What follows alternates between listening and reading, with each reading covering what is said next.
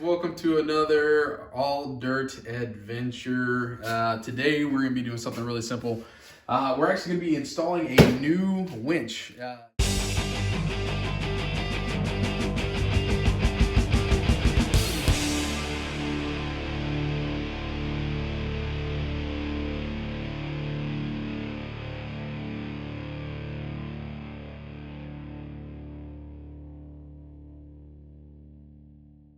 Now my old winch, my old Smittybilt I've had for about 10 years now.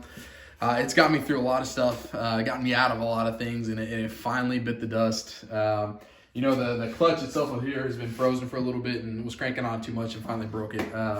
So it's not working, but you know, if anybody has a Jeep or actually uses the Jeep, you know that you're gonna need a winch eventually.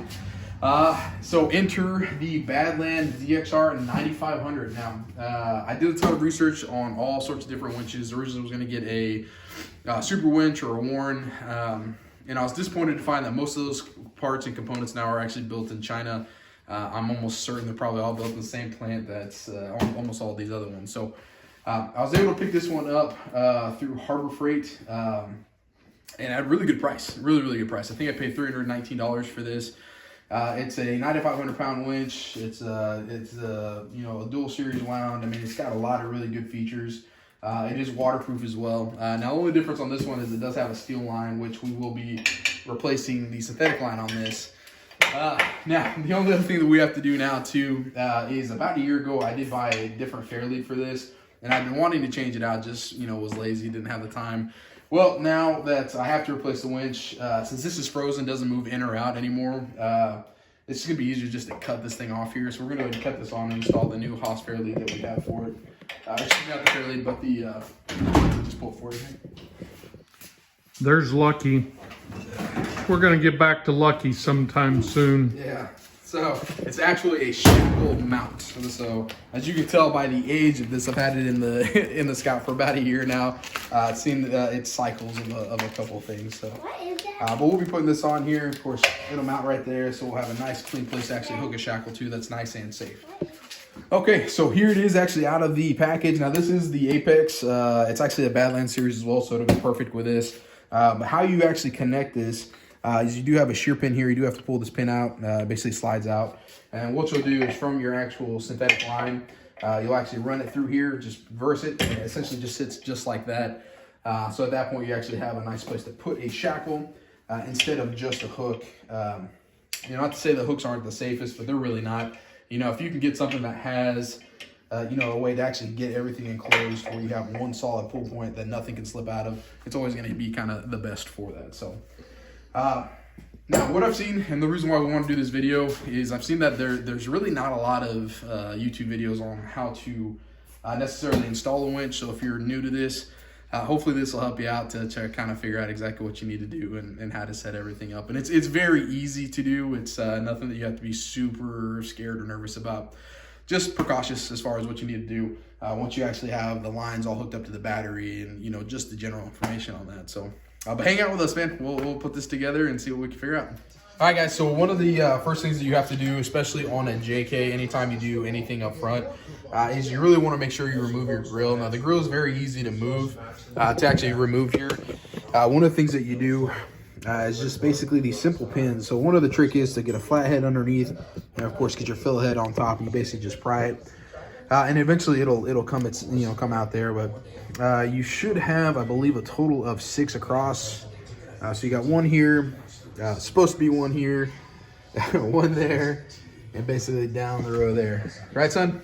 Yep. Yep. And of course, this is my immaculate engine bay. As you can tell, detailed every day. Never seen a bit of dirt.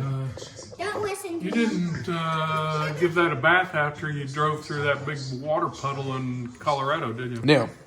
No, and actually, I think that's one from us going through that water puddle in Arkansas, Hot Springs, where I cracked the radiator. Oh, yeah. Yeah, so. You think that's where that's from? Oh, yeah, or it's just from years of abuse from everything else. Because we never cleaned the engine bays. If you can tell, if you look at this one here, I've had this grill off probably more times than I probably should have without actually replacing the pins. You know, you can buy new ones. Yeah, but that requires me to spend money on other things than Jeep stuff, you know what I mean? Okay, now whenever you actually go to pull off your grill, not only do you have all the connections up here, but you actually have a few pins that are actually down to the very bottom. And one of the things that you have to do whenever you pull your grill is you do want to make sure that you disconnect Your turn signals? turn signal bolt. Oh. So that way you get it disconnected there. Now I've had to wire this up a couple times because of how it's actually like bent from the factory. With as old as what the Jeep is, the actual like rubber on the outside of the lines is cracked, and it was basically letting it arc through, so it would always be shorting itself out. But now that we've got that done, we'll go ahead and pull this out. Yep, cool. Perfect. Now, the kind of bumper that I have on here, I actually had to chop my frame horn. So my frame horn is actually supposed to be out about 4 inches from where it is now. So this fit right here with the winch against the grill, it's actually very tight. So a lot of times when you guys actually go to put a winch on for yourself, you're actually not going to have the same issues that I have. Why did we chop the Well, the frame reason horn? yeah, so the reason we chopped it is for the approach angle of your Jeep. So if you can see where my tire is to where my bumper is, there's really not much that's going to hit before my tires actually hit. And that is the actual goal. All right, so now that we actually have everything disconnected here, it's going to be a little bit different if you were just putting on a winch. This is just some additional steps that you don't really have to worry about on your side. But since my winch is currently hooked up, I do actually have all my lines ran to my battery right now, so it is actually connected. Now, once you actually get to this point, you want to make sure that you at least have your negative terminal or disconnected whenever you actually start working, so that way it's not arcing or causing any issues. So that's going to be my next step, is going up there and finding where I actually put my negative. Now, obviously, it's on one of my 2 batteries, but I can't remember exactly which one it is. And it's not exactly super clean down there, but we're going to figure it out here. All right, so we're disconnected. I'm going to leave this right there. Well, I'll absolutely forget about it, but it'll be there for you guys, and I can just rewind it. Okay, so now that we have that off, we're gonna go ahead and get the phone set up so you can actually watch us cut this. This is gonna be kind of hard, and the only reason I say that is this is actually forged steel, so it's gonna take a little bit to actually get it cut through, but we'll get it cut through with either the Sawzall or the death wheel. I like the death wheel.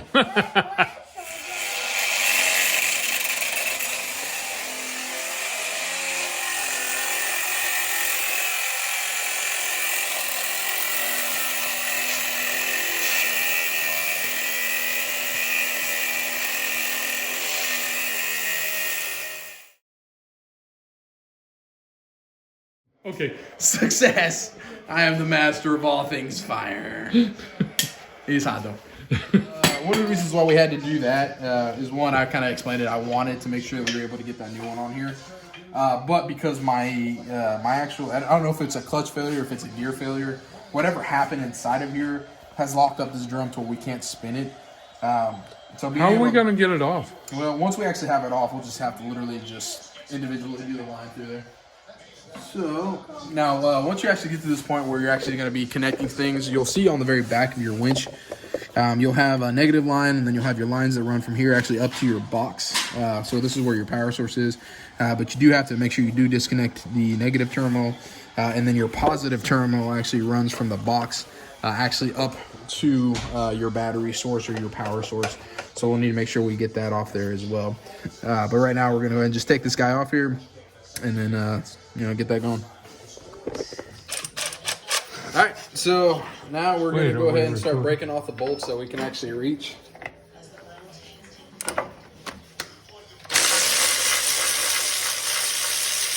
That'll work like butter. Like butter. Now, once again, you should be also getting new hardware with your new winch, but I'm gonna hold on to it just in case. Yeah, because they go into our bin for for when we do lose one, we might have a replacement. Okay, we're all unbolted now. All right, so old winch has been unbolted. Now I actually have to fish the lines. I can't remember how I actually ran them through here, but essentially I got to get up here, make the lines run through so that way we can swap it over onto the new winch. I take it the wiring's not universal. Why? Well, it should be. It should be a universal thing. But we'll use the new wiring. Can I have that flathead? Okay. We are officially Off. disconnected. Disconnecto dog.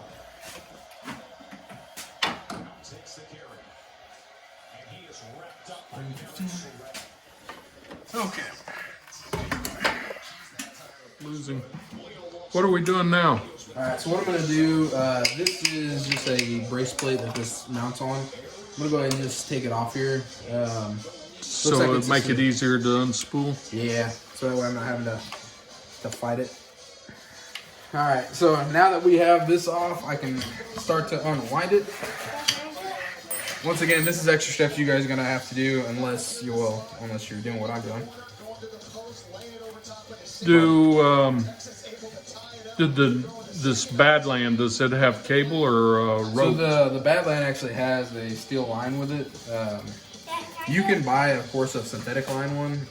It just costs more, and I'm not really in here. How about this? How about you just hold the line? Since you already have one that's fairly new. Yeah, I think I put on this rope Before Colorado last Colorado year. trip, and I don't think I've actually spooled it out to actually use it for anything. So it should be all good to go. There's no frays or anything in it, so.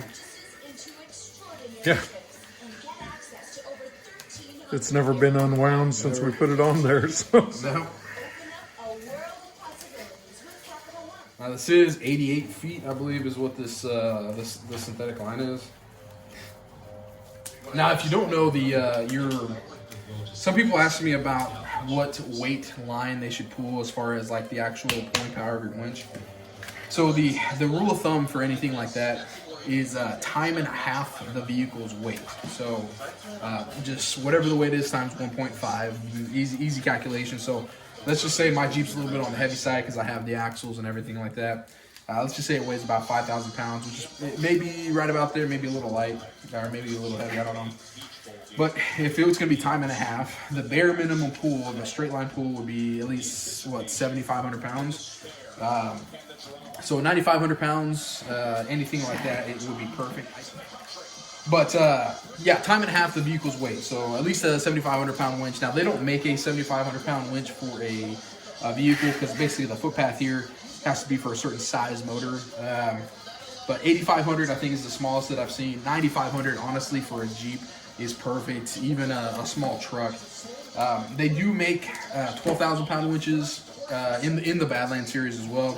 Now the big difference between those two is because the gear ratio has to be different in your planetary, it's a slower pull. So because it's a different ratio in here, the pull or straight line pull is a lot slower. 9,500 pound winch should still be plenty fast. All right. And then the bolt that holds it on at the end. Let's see if I guessed right. You guessed wrong, Bobby. All right. Bang. Okay. I don't know what Pops is looking at. Football game? Sorry. All right. Synthetic line is off the drum. So that was going to be the most tedious part. Actually didn't take that much time since I was able to take the actual covers off. Mm-hmm. Now always clean up your mess while you're working.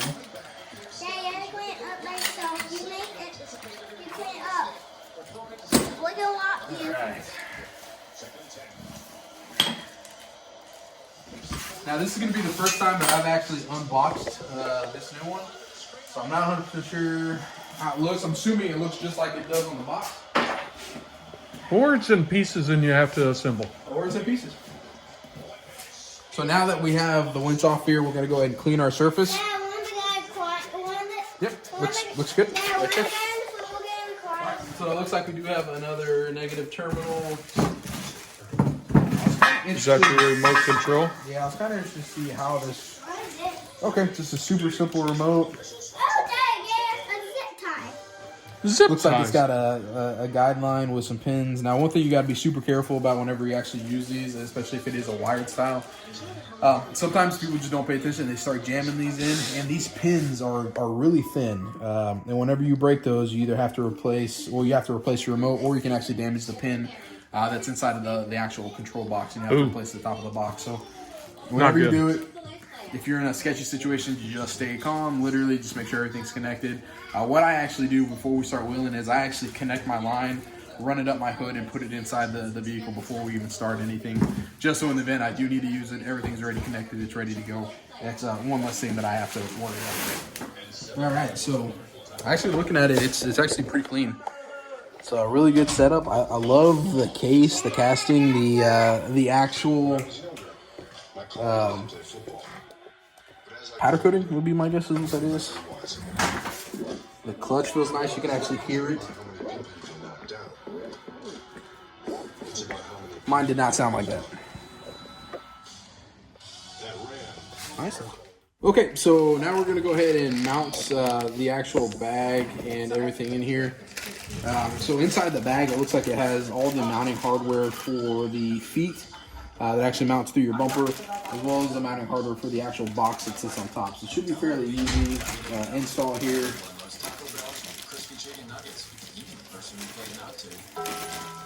And it looks like they just use a Phillips head screw for the top. Okay, so now that we have all the bolts in there, essentially that's what it's going to look like if it's on the front of your Jeep. I mean, a really, really nice setup. Honestly, I love this thing.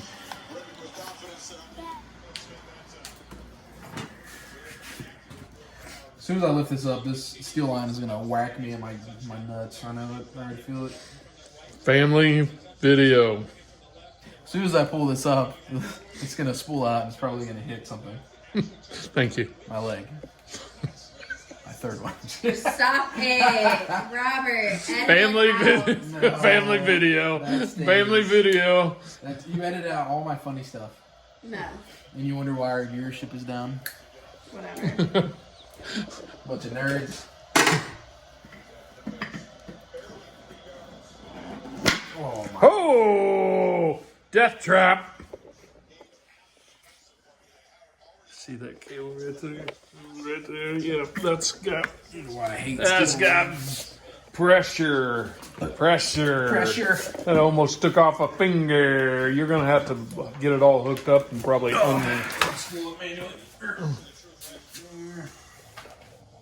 And the reason why I'm doing this is I'm just trying to keep everything nice and tight because we have to fit the grill back on here. Now, you may not have this issue, like I said, because we've chopped the front bumper off of this thing and actually the frame horns. So you may not have to worry about doing any of this. You may just lay perfectly in here without any issues, but I don't have that good of luck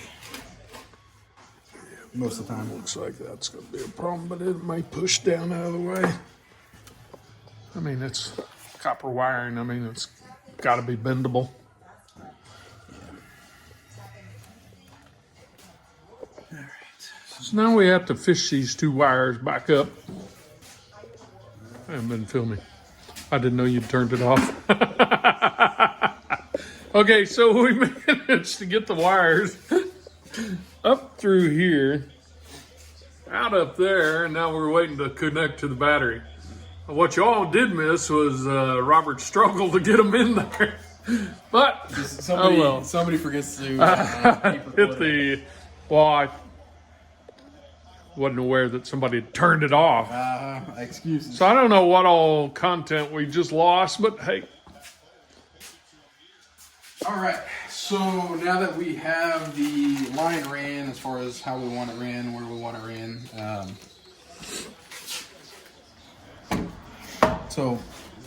anytime you go to actually put on a new winch, part of the hardware that you're going to get are what we call square nuts. And these square nuts literally go down in here into the feet of the winch itself. You see that little spot right there? So that actually slides in there. So as you're running your bolts from the bottom, the nut itself, once you actually make contact in there, will actually not spin, so you can just crank it down like you're supposed to. So now you have to like get them fished in there. Yep. We probably should have stuck those in before we set it up there. Because as soon as we put it in there, start moving them, they may fall out. So, and of course, it's not just a specific spot that they just fall into and they get held in snug. They're actually pretty loose in there. So once I actually go in from the very bottom, just use a screwdriver just to kind of get them straight, and then run your nut through or your bolt. Now, a good thing about having a Jeep as big as mine is that you can actually just kind of slide under it now. Oh-yo, oh-yo, oh-yo, oh-yo. Alright, so it looks like it's actually held on by an Allen key. From the backside? Yeah. I'm assuming it's just a pressing. Ugh.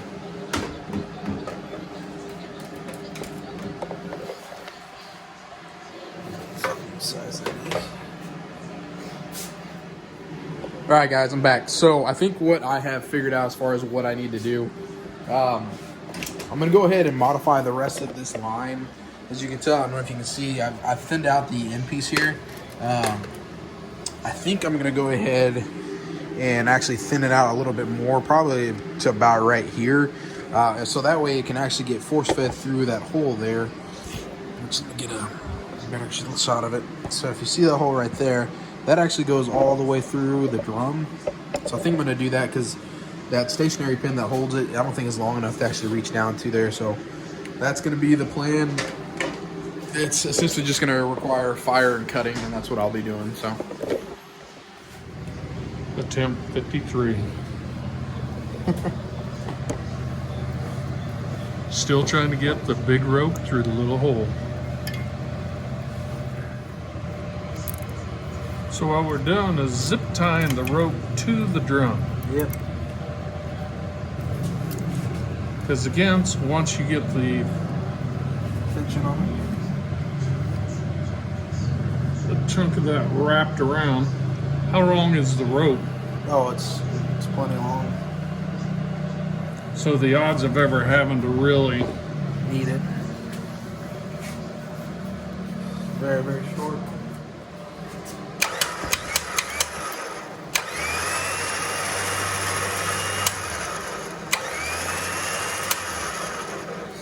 So what we're doing right now is essentially putting the first spool onto the drum itself. So this is really important to make sure that you use this exterior piece right here because you don't want metal on synthetic line, because over time it does cause issues.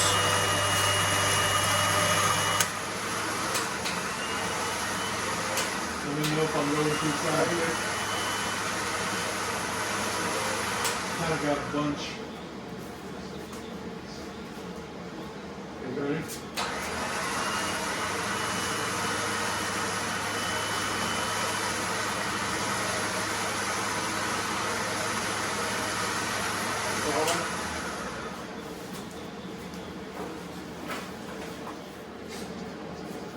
Now we're going to put the actual knuckle on there. Excuse me.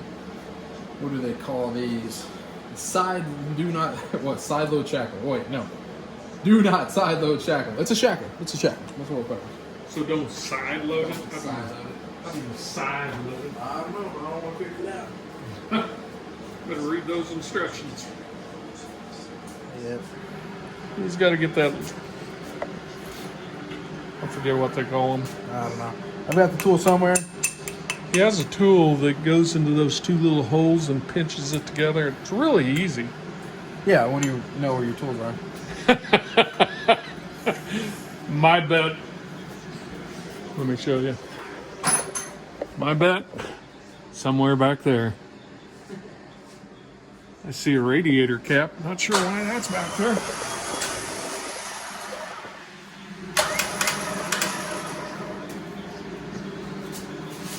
Now we're gonna bring this show to an end. Oh no, wait, we gotta put the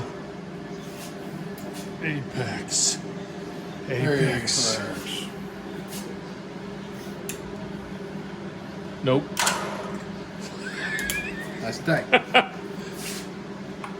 All right. All right, the filler is just about done. We just gotta Now do the hard part and put the grill back on. Yeah.